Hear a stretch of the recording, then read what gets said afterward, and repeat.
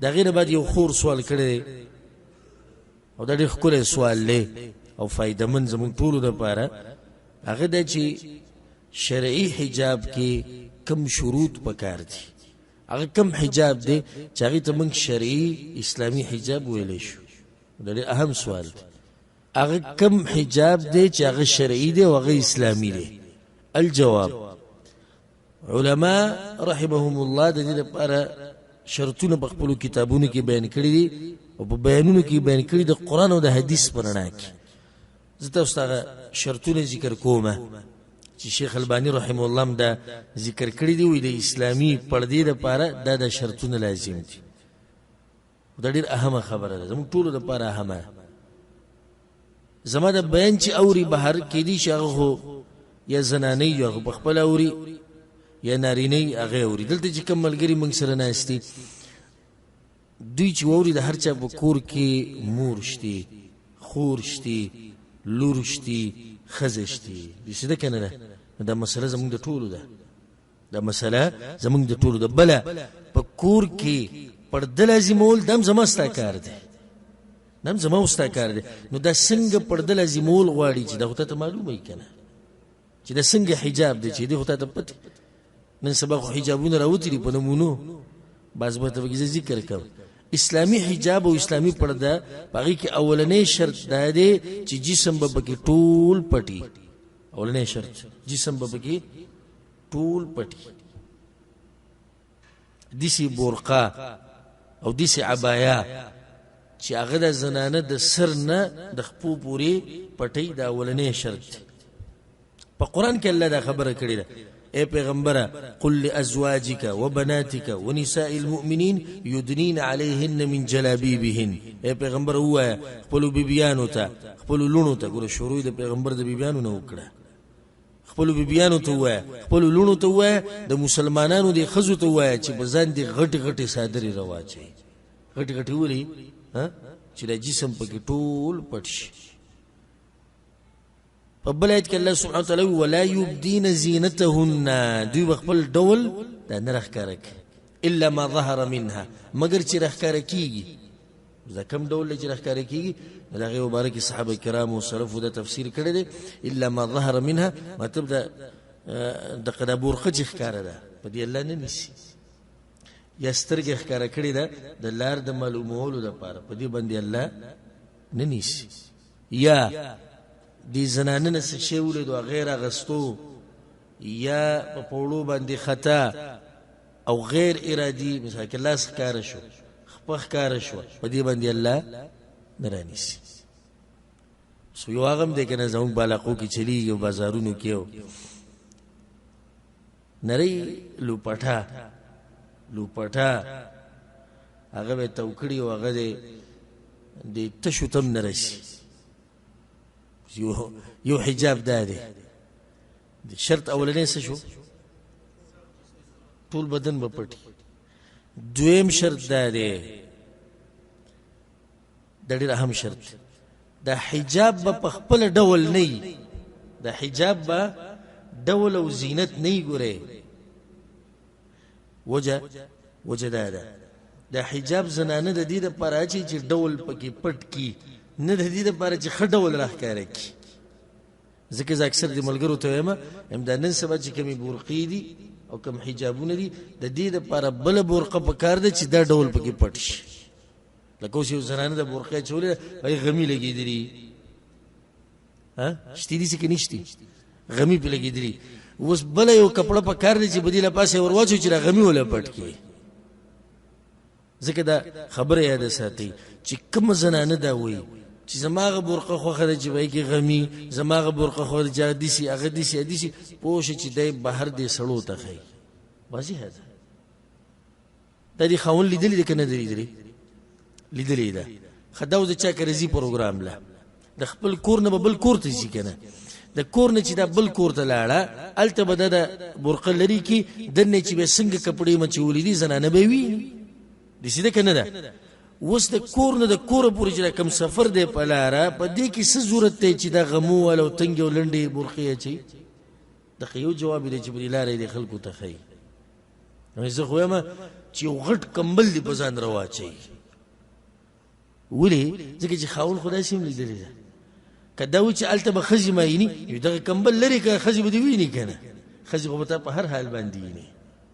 او مقصد هم دا دی ته که ځان ښایسته کوې خو یا به یې خاوند ته ښایسته کوې، دې ښځې ته موږ وایو، یا به یې چا ته ښایسته کوې، د نورو زنانو ته. او هغه حاصل دی. خو په دې منځ کې ته چا ته ځان ښایسته کوې، په دې ګاډي کې چې ته روان یې چا ته ځان ښایسته کوې، په دې لاره چې ته روان یې لاره او کوڅه کې ته چا ته ځان ښایسته کوې. نو چې دا دغه په خپله زینت نه یي. الله په قرآن کې دا خبره کړې ده، وقرن فی بیوتکن ولا تبرجن تبرج الجاهلیة الاولى. یو ناشنا حدیث ته زه بیان کوم، پیغمبر صلی الله علیه وسلم وی د درې کسانو خو د سره تپوس مه کوه.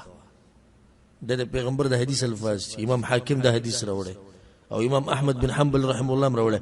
وی د درې کسانو خو د سره تپوس مه کوه، یعنی مطلب دا خو داسې تباه شوي دي تپوس یې مه کوه. اولنې رجل فارق الجماعه وعصى امامه ومات عاصيا. یو سړی دی د مسلمانانو د ټولګي نه بغاوت وکړو، مسلمان باچا خبره ونه منله او قشن مړ شو، بیعت یې مات کو. دویم کم یو دی هغه وینځه او هغه مري چې د خپل سید نه تښتېدلی دي او مړه شو. او دریم دې دغه کې دی او هغه ښځه چې خاوند یې تللی دی بهر ته، خاوند یې تللی دی بهر ته، رسول صلی الله علیه وسلم وی قد کفاها مؤنة الدنیا.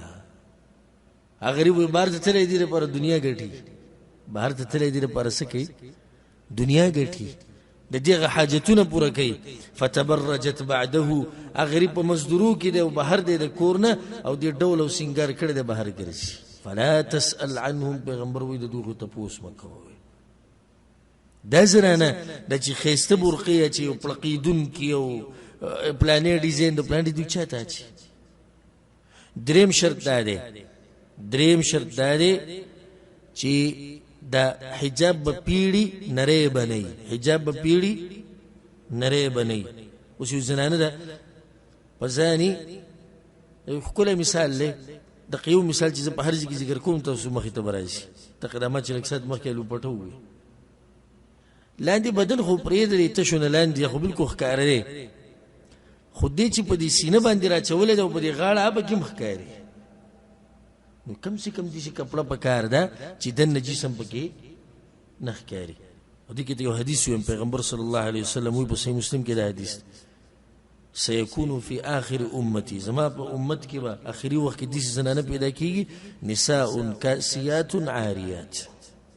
زنانه به کپړې به اغوستي او لغړې به کپړې به اغوستي لغړې به. څه مطلب دی چې کپړې به چولي خو ښکاري به، نو دا پکې نه رالو. پیغمبر صلی الله علیه وسلم وی په روایت کې سره دام راځي، مائلات ممیلات، ځان ته به نارینه راکاږي او په خپله به هغوی ته کږي، هغوی به هم راکږی ځان ته او دا به ورته هم کږي. د دې لپاره خو د لباس داسې اچولی. پیغمبر صلی الله علیه وسلم وی جنت ته ننوته خو پرېږده، د جنت خوشبو به هم په دې زنانو نه لګي. دا څویم شرط شو؟ درې. څلورم شرط دا دی چې دا لباس د حجاب به تنګ نه وي، دا به تنګ نه وي. یو نیم زنانه والعیاذ بالله داسې برقه اچولي چې د جسم هر اندام وله شمارلی شي، د جسم هر اندام وله شمارلی شي. نو دې ځان پټ کړی دی که ځان یې ښه ښکاره کړی؟ ځان یې ښه ښکاره کړی. او زویم د دې زنانه فتنه د ټولو نه تیزوي. دا کمی چې تنګه برقه اچولي یا پړقېدونکي برقې اچولي یا نن سبا هغه بله کپړه ده هغه خوی غونته کپړه هغه برقې اچولي، د دې فتنه د نورو نه هم زوروری.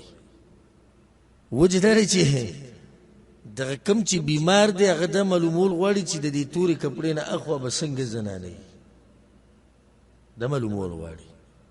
ښه اوس یو زنانه ده ځوانه جنۍ، ښایسته جنۍ، غوټه برقې راچولې به دې سر باندې، جسم بلکل پټ دی. دغه بیماران ناستي په لاره کې یو جنۍ را روانه مړه لرکه، ولې لرکه؟ دوه خبرې دي ځکه وی لرکه. یوه د دې برقې نه او د دې حجاب نه معلومیږي چې کور ډېر دروند دی، نو وروسته راته بیا جاښه جوړېږي. د دې برقې نه معلومیږي چې شاته سړي څه دي ډېر درانه دي، بیا راته وروسته جاښه جوړېږي. دویمه پرېږده ولې ښایست یې نه ښکاري دا خو کېدای شي بوډۍ بس پکې مړ وي د نیا په عمر دي درته وي دا ښایست هغې پټ دی دا بله روانه ده تنګه برقه و دننه جسم پکې ښکاري ورسره روان دا پسې ورپسې شو دوو خبرو د لاسه ورپسې شو یوه شاته سړونه مه یېرېږه خیر خیریت دلته چوټي ده هلته څه ده د هر څه چوټي شوې ده که شاته وې دا به داسې نه وې دویمه چې دا ښځه به ګوره څنګه دا معلومول غواړي دوی ځکه چې اوس هغه نوی حجاب راوتی دی خوله یې پټه کړي زه ورته حیران شم پوزه ښکاري منګي ښکاري سترګې ښکاري روزې ښکاري تندی ښکاري څه یې پټه کړې ده خوله یې پټه کړې ده جي هغه هم داسې دوه ګوتې پکې ښودي نو په خبرو کې ته هغه هم ولیږي الله یې زموږ په معاشرې باندې رحم وکړي دا حالات او جیوی دا زمون کور ماشاءالله ټول پرده کوي دې ته پرده دا خو ښه فتنه جوړه کړې ده اکثر دې شي دا نه ده چې تنګ او لنډ او د هر څه چولي او دا الکان پسې ورپسې یو طرف ته بل طرف ته یو طرف ته بل طرف چې دا مخ کار شي نو کې دې شي بهوش شي د الله په دې ځمکه باندې بدایو بد شکله ښځه خو په دې قیسو یې ځان ښایسته کړی د هلکان پسې روان دي نو څلورم شرط څه شو چې دا کپړې به تنګې نه وي دې کې ته یو ناشنا روایت ذکر کوم اسامه بن زید رضی الله عنه وی پیغمبر صلی الله علیه وسلم مال یو کپړه راکړه او دا پیغمبر صلی الله علیه وسلم بل چا هدیه کې ورکړې وه وی پیغمبر ماته چې اسامه واله ستا شو وی کپړه ما ویوړه کور کې مې خپلې ښځې له ورکړه چې بیا رالم وی پیغمبر صلی الله علیه وسلم ماته وی چې کپړه دې څه کړه ما خو په تا ونه لیده او ما تر درکړې ته بازار راواچي تا څه کړه ما ورته وی چې کسوتها امرأتي ما خپلې ښځې له ورکړه هله وی ځه لاړ شه پسې هغې ته وویل چې لاندې ته ګوره څه واغونده د جسم هډوکې پکې راښکاره نه شه کپړه نری ده ګوره هله وی لاړ شه ورته وویل چې ګوره داسې استعمال نه کړي لاندې ته یو کپړه بله لازم ده ځکه چې کپړه څه ده نری ده دا واضح حدیث دی واضح حدیث دی امام احمد امام بیهقي رحمهم الله دې دواړو راوړی پنځم شرط دا دی چې په دې به خوشبو نه وي په دې به خوشبو نه پیغمبر صلی الله علیه وسلم وی ابو موسی اشعری ځان حدیث دی هر زنانه چې اوته او خوشبو لګول دي لپاره چې به خلکو لګي ولاره چې کوم خلک دي فهي زانیه د زناکار ده یو ناشنا روایت ابو هريره رضی الله عنه الناس یو خزه هغه باندې چې تیر شو نو سیلې چلیدنه د خوشبو راوړه په د باندې ولګیده کله چې سیلې به د خوشبو الوسی نه د خوشبو په د باندې ولګیده چې ولګید आवाज یې وته جمعه ته روانه وي که جمعه ته روانه هغه ته او جمعه ته روانه او د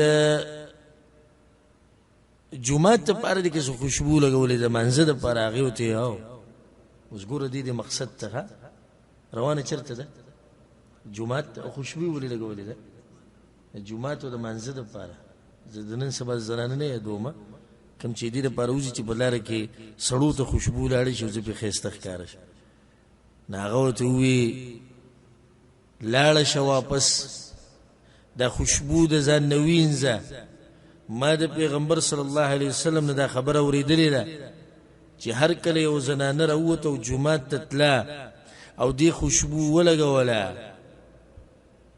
الله د دین دغه وخت پورې موز نه قبلې چې سو پورې کور ته واپس نه تیری او د خوشبو نه انسري زنانه واپس لړه خوشبو انسر شپږم شرط دی چې دا لباس به د سړو د لباس د حجاب به د سړو د حجاب پشان نه ځکه چې پیغمبر لعنت ویل د پاغه سړی چې د خزې د لباس پشان لباس استعمالي او پاغه خزه چې د سړو د لباس پشان لباس استعمالي وم شرط دی چې د حجاب او د کپڑا او د لباس به د کافرانو د لباس پشان نه ځکه چې شریعت موږ د دینم منع کړیو شریعت موږ د دې نه منع کړي وو او دا ویلي دي پیغمبر صلی الله علیه وسلم چې چا د چا په شان ځان کو قیامت پر ورځ به د هغوی سره راپاسي. اتم شرط او دا به اخرنی ذکر کو چې دا به لباس الشهره نه وي. لباس الشهره څه ته وایي؟ لباس الشهره په عربي کې دې ته وایي چې دغه وخت د خلکو دا کپړه نه وي، نو چې کله پکې دی رواني نو خلک ټول درته ګوري. ځکه یو حدیث کې دا راځي، عبدالله بن عمر د حدیث ته پیغمبر صلی الله علیه وسلم وایي چا چې په دنیا کې د شهرت جامې واغوستې، ځان مشهوره، قیامت پر ورځ به الله سبحانه وتعالی د ذلت کپړه ورواچي، د ذلت کپړه به ورته ورواچي. لباس الشهره چې دا خلک به ما خاص پیژني، لکه اوس یو سړی دی په وایي چې په سور رنګ کې جامې ځان له جوړې کړې، تکې سرې جامې، او بای کې ناشنا ناشنا ډیزاینونه کړو چې دا خلک ما په دې سره جدا پیژني. دا لباس ته څه دی؟ لباس ته شهرت دی. مثال به دې شو د افریقې ولا جامې تاسو لیدلې کې نه دي؟ افریقې ولا هغه رنګینې او غټې غټې او څه ناشنا طریقې به کړي. یو سړی زموږ په علاقه کې دا چې دا ثوب الشهره شو که نه شو، او که د شهرت جامې شو. اوس ته کور کې راغلی په کلي کې چې دی په سوونو کسانو سي، خو چې کلم باز شي کم یو مړاغه دی، ټولو ته واضح دی، ټولو ته څه دی؟ واضح دی. نو مشهور شو د څه د لاسه؟ د دغې لباس ته لاسه. نو داسې به دا زنانم داسې کپړه او داسې حجاب نه استعمالوي چې هغه په ثوب الشهره کې راځي. والله اعلم.